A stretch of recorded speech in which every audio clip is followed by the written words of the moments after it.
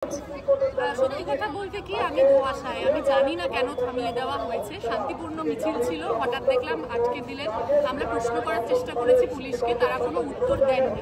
তো সেই জায়গায় দাঁড়িয়ে আমাদের আন্দোলন তো থেমে থাকবে না। আমরা যে দাবিগুলো রেখেছি বা আমরা যে বার্তাগুলো দিতে চাই, সেই বার্তাগুলো এখানে বসেই রাখা হচ্ছে। সেই কারণে এই ধর্নাটা তো আগের থেকে প্ল্যান করা ছিল না, কিন্তু স্বতঃস্ফূর্তভাবে মানুষ, নাগরিকরা এখানে বসে গেছে।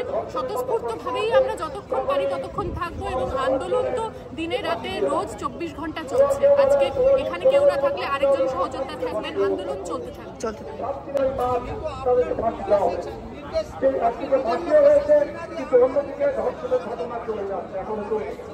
সরকারের যে পরিসংখ্যান, আমাদের কাছে যেটা বড় প্রশ্ন সেটা হচ্ছে যে এই সমস্ত প্রশ্নে মানুষ যে বিচারের দিতে, যে উৎপীড়িত, তাকেই অভিযুক্ত বানিয়ে দেয়।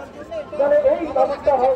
তাদেরকে অনুরোধ করবো পৌঁছে দেবে, এবং আশেপাশে যে সাংসিয়ার কর্মী আছে তাদেরকে বলবো এখানে চলে আসবে, যাতে আমরা এই অবস্থান কর্মসূচিকে সফলভাবে চালিয়ে নিয়ে যেতে পারি।